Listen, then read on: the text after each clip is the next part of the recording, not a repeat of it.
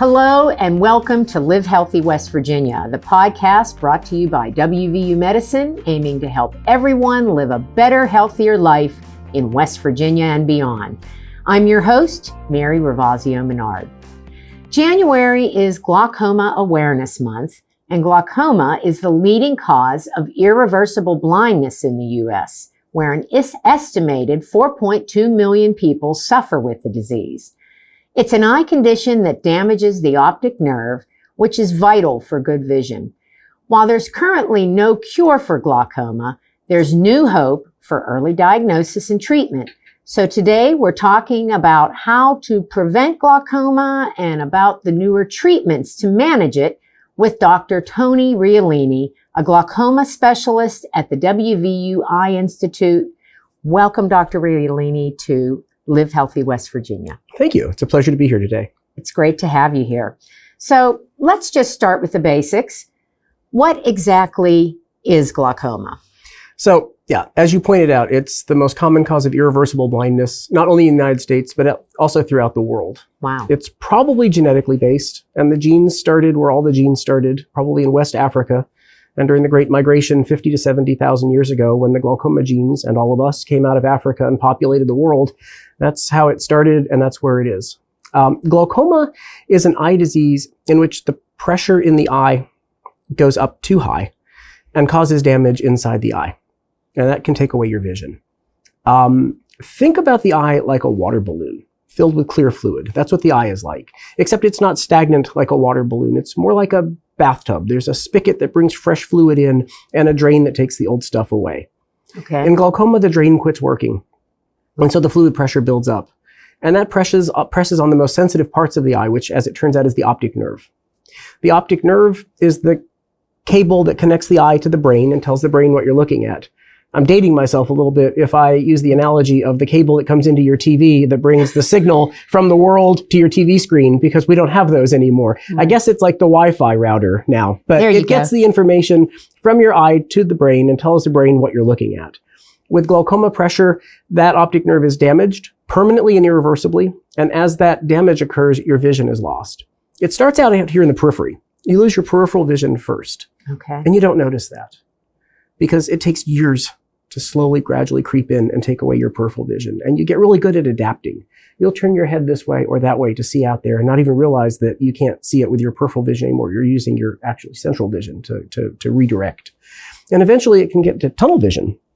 And if we don't do anything, then darkness. So that's why it leads to blindness. Yes. Wow. I like the bathtub analogy, though. That makes a lot of sense.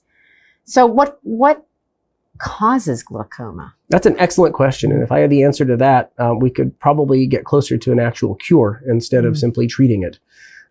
As I mentioned earlier, it does have a genetic basis. There's clearly genetic risk that is conveyed through families. Families that have glaucoma have much more glaucoma than the average person. If your parents had glaucoma, you're much more likely to get it. If you are of certain risk profiles, such as African American, of African descent or Hispanic descent, you're more likely, 3 to 4 times more likely to have glaucoma than if you are of European descent. And these all factor into how we approach our screening for the disease as well, which I'm sure we'll talk about as we go on. Yes.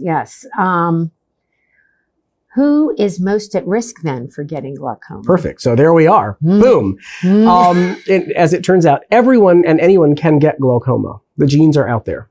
If you have a family history of glaucoma, you are at high risk. If you are of African or Hispanic descent, you are at higher risk than if you are, as I said, of European descent. And these all factor into our strategies for screening. If we want to screen for glaucoma, we should screen the high-risk populations. Glaucoma only has about a 2% prevalence overall in the United States, but it's probably closer to 4 or 5% in high-risk populations, such as we just discussed. So we're more likely to find actual sight-threatening glaucoma if we look in the populations where it's most likely to be found. So is a glaucoma screening part of your standard eye exam? It is. Every eye exam should include both a measure of your eye pressure to see whether it's elevated, as well as looking for clinical evidence of damage to the optic nerve. Because there are actually multiple kinds of glaucoma. Glaucoma is a collective term for probably 30 or 40 different conditions, all of which have in common damage to the optic nerve and loss of the peripheral vision that progresses slowly over time to vision loss and potentially to blindness. So of those 40, what are the most common? The most common is something called primary open-angle glaucoma. And here's just a little tip for you. Anytime we call something primary, it usually means we have no idea what causes it, and that's our little medical hedge. Almost certainly it's genetic based. We have not found the genes. It's not a straightforward gene like cystic fibrosis or some of those others where if you have the gene, you're going to get it, or if you lack the gene, you're going to get it. It's a multifactorial gene. You've got to have multiple genes. There've got to be interactions with the gene and various other aspects of your environment, either your genetic environment or your physical environment. It's very complex, but the genetic basis is absolutely irrefutable. It's just not clearly elucidated at this point. Okay. So we've talked earlier, glaucoma is not curable, right? It is not curable. We can treat it. We can slow down. We can hopefully prevent, but at least slow down the progression and the vision loss. You know, as I tell my patients, so that you don't go blind until about 15 minutes after your funeral. At that point, you're on your own. Yeah. So what are the symptoms of glaucoma? Are there symptoms of glaucoma? That's a great question. In fact, glaucoma is often called the silent thief of sight because in the early and even the moderate stages, it has no symptoms. The pressure goes up, but it's not high enough to cause any feeling.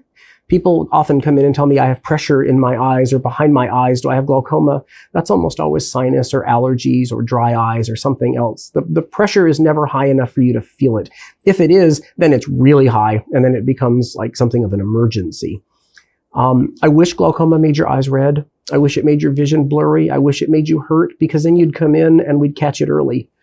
In fact, you know, most of the time when we diagnose glaucoma outside of screening situations, it's either because they've come in for something else and we've done the full eye exam, including the glaucoma screening, or they come in and they're so far gone that they're having symptoms of glaucoma because they have late, moderate, or advanced glaucoma, and a lot of the vision's already lost permanently.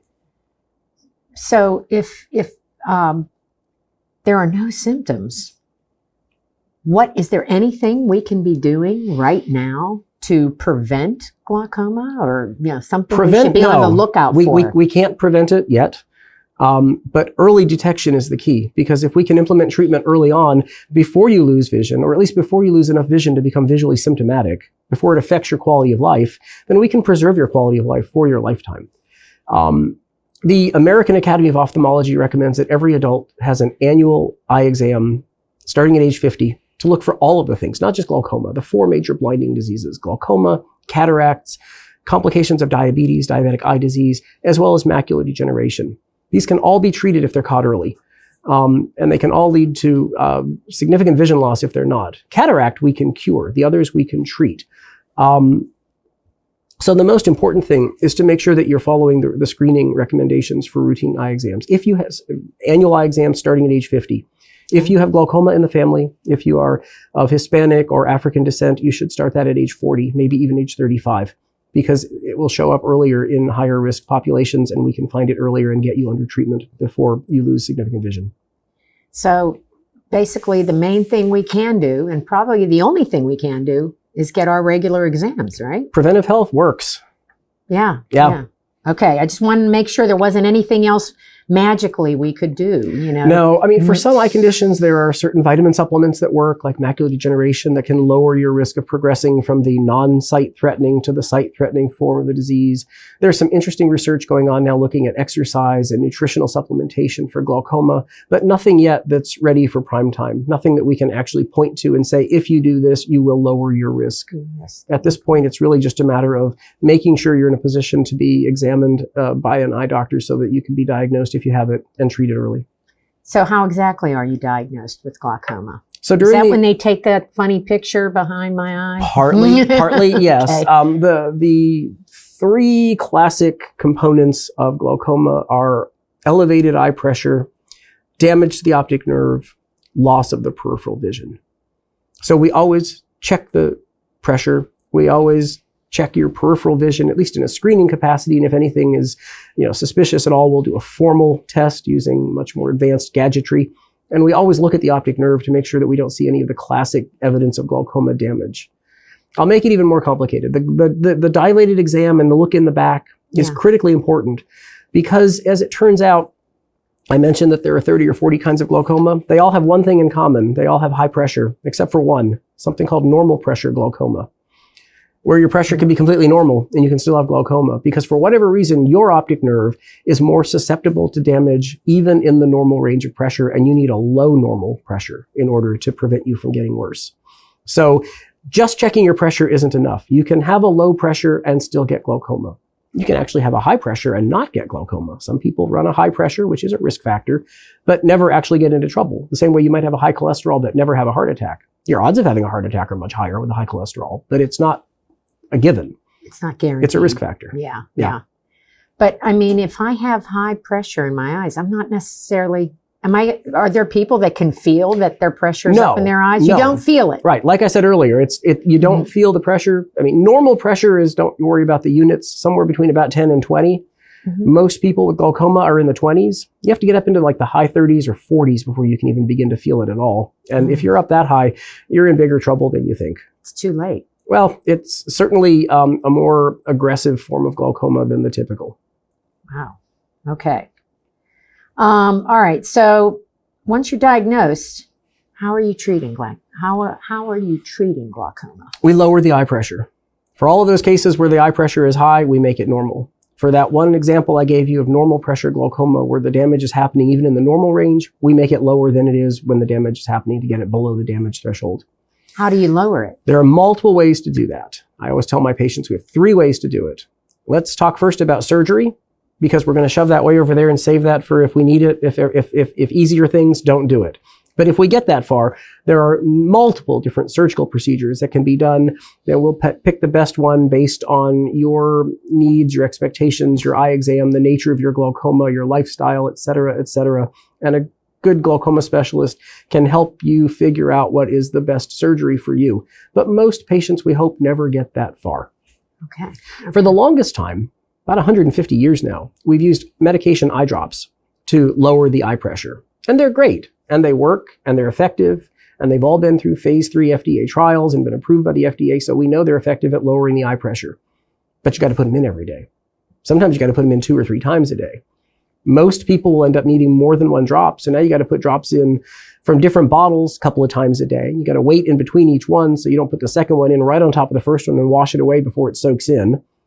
And they have side effects. Your eyes are going to be red. They're going to be irritated. There's a 50% chance that you'll end up with dry eyes after a few years of using eye drops. And then we'll have to give you more drops to treat that.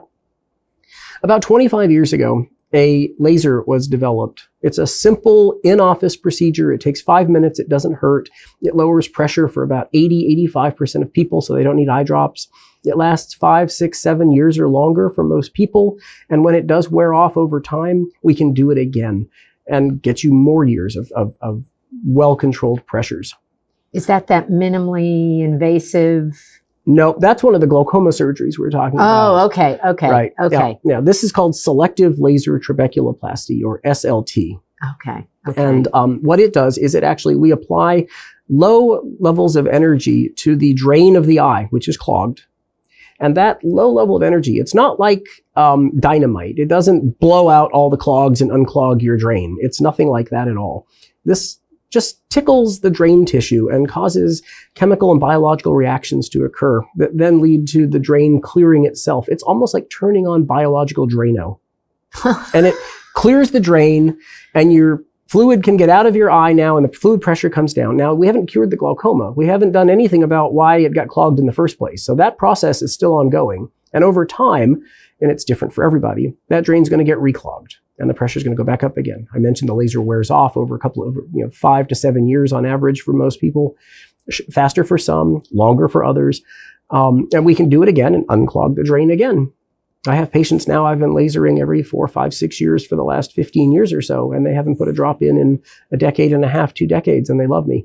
Wow. Because they remember their life back when they were on drops, and now freedom from drops, not just from the hassles of putting them in, but the side effects, the costs, all of these things.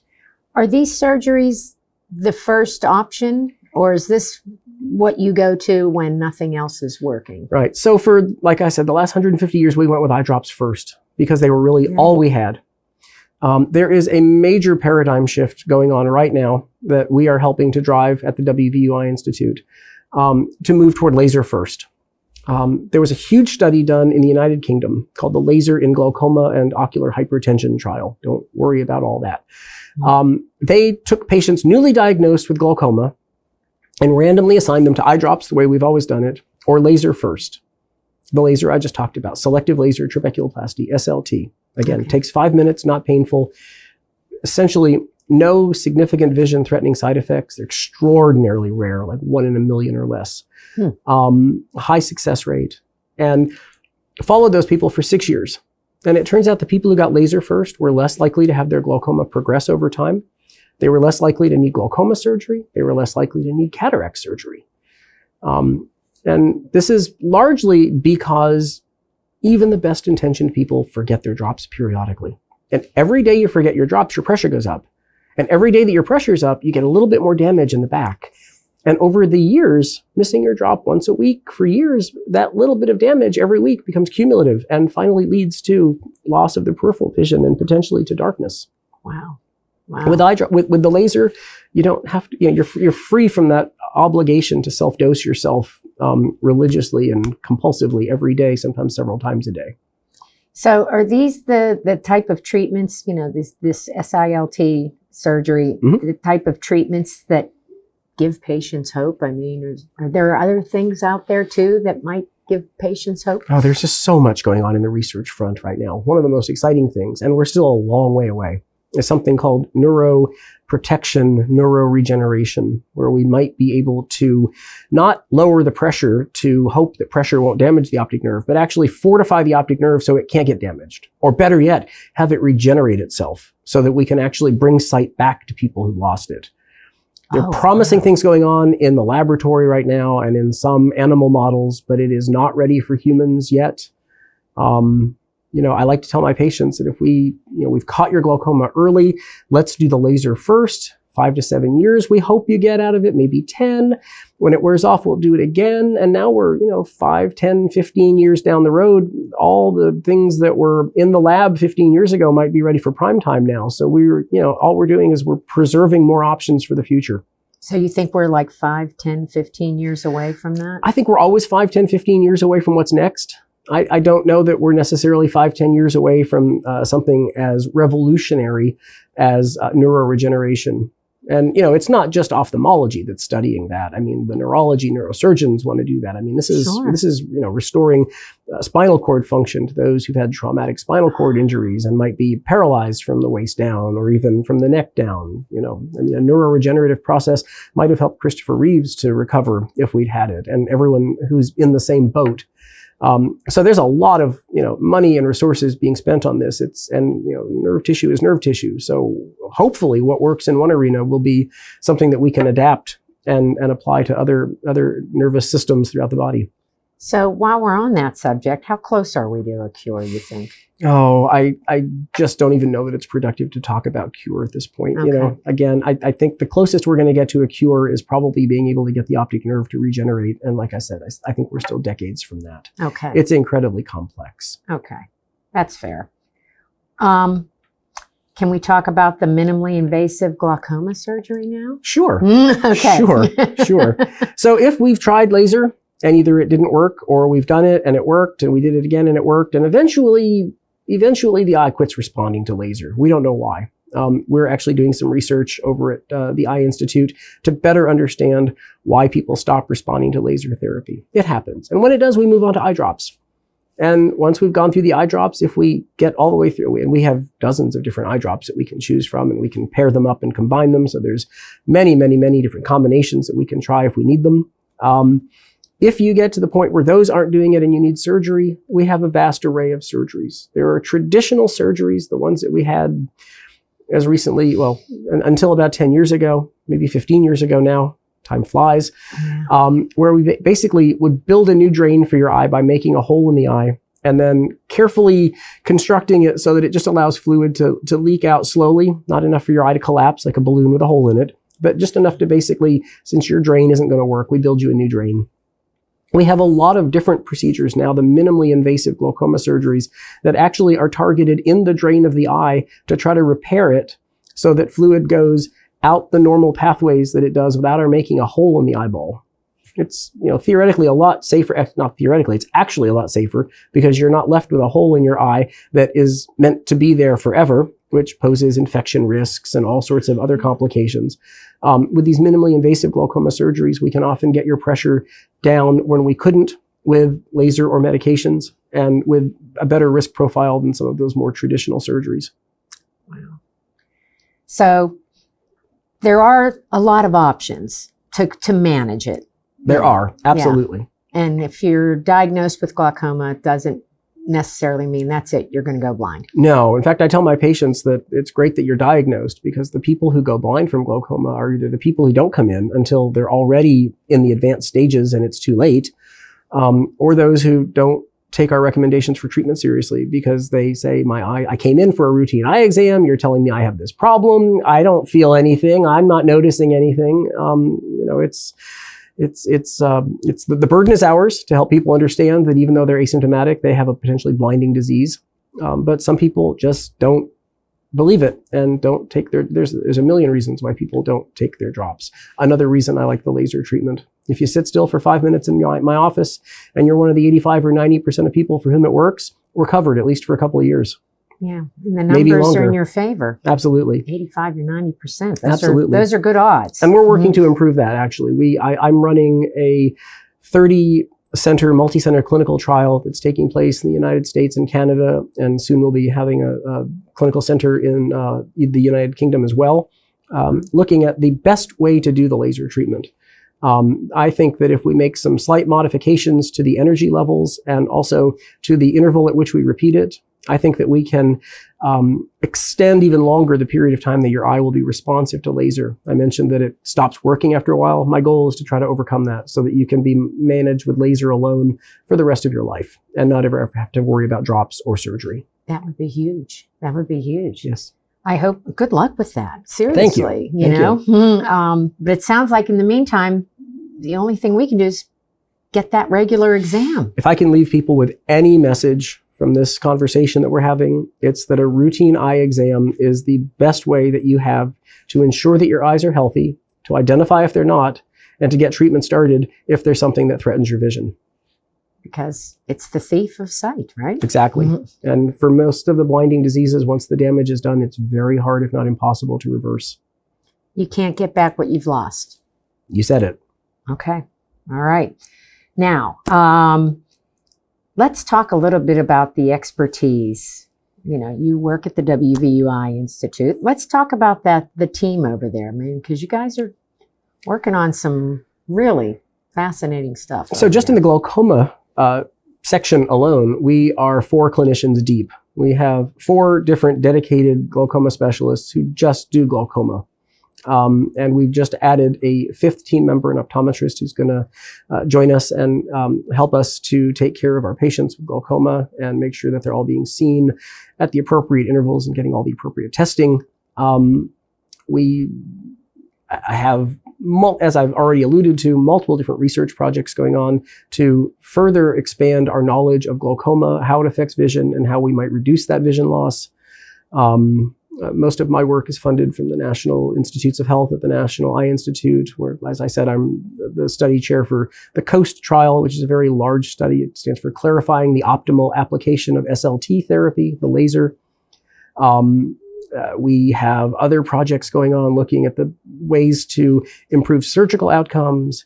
And that's just in glaucoma. We have all of the other subspecialties of ophthalmology covered as well. We have everything from pediatric eye doctors to take care of children with eye conditions, and programs to reach out to those children in West Virginia who have visually threatening conditions to help them preserve their sight or at least make the most of what they have left. We have retina specialists, cataract specialists, cornea specialists. We have specialists who work with the way the eye and the brain work together, neuro-ophthalmologists. You name it, we have the specialists. We have specialists in virtually every condition that affects the eye, and we are a one-stop shop for whatever might be wrong with you. All under one roof. All under one roof. And we're getting ready to build a bigger roof. Soon to be a bigger roof. Yes, exactly. Very much looking forward to that. In fact, I think the virtual groundbreaking is occurring later this week. Okay. Good to know. Good to know. So I think, I know I always ask this as my last question, but I don't think you can emphasize this enough. I know what you're going to answer this, but I want you to say it again. What's the most important thing you want our viewers and listeners to know about glaucoma? Go see your eye doctor once a year, starting at age 50, or if you are of African descent, Hispanic descent, or if you have glaucoma in your family, start at age 40 or even age 35. Let somebody take a look in there and find out if there's anything that we need to address.